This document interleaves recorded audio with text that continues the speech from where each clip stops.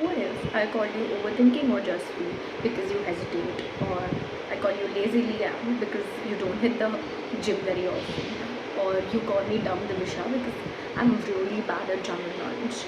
Does it feel right to call people names? It doesn't, right? So why label children, let alone somebody else's? Often I find parents and educators, uh, I've been working for a decade and I come across parents and educators who, any child that does not seem to sit quietly or study or be very studious and disciplined, tend to call them as special, not normal, or mental, crazy, disruptive, hyperactive.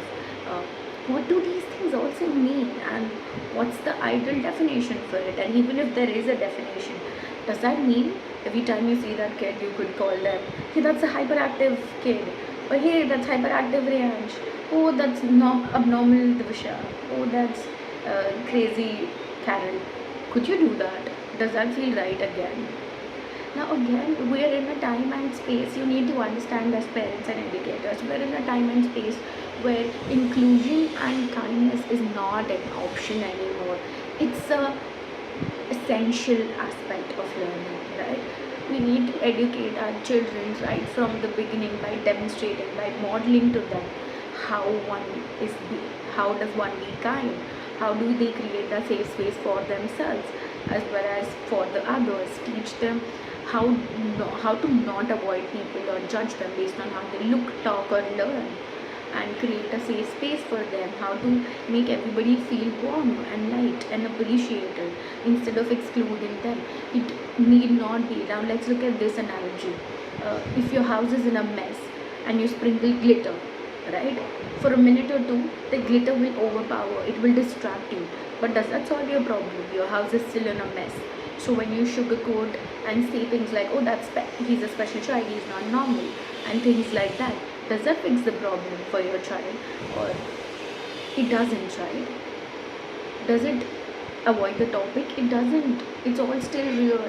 So why not focus on problem solving for equipping our children to deal with these kind of situations better, to create a safe, inclusive space for everybody and everywhere?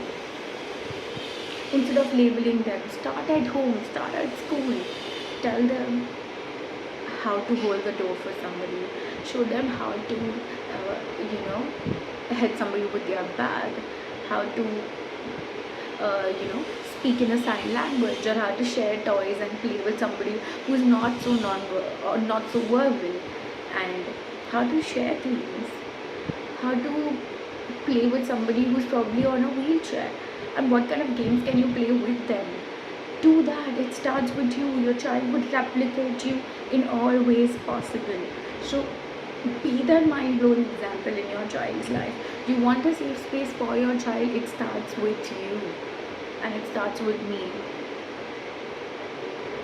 Do that. Build that safe space for them so that they are able to take that safe space and continue to build that safe space for themselves and the others everywhere that they go. Hello again, inclusion is not an option. It is an essential. It is mandatory. Just like your food, clothes, shelter.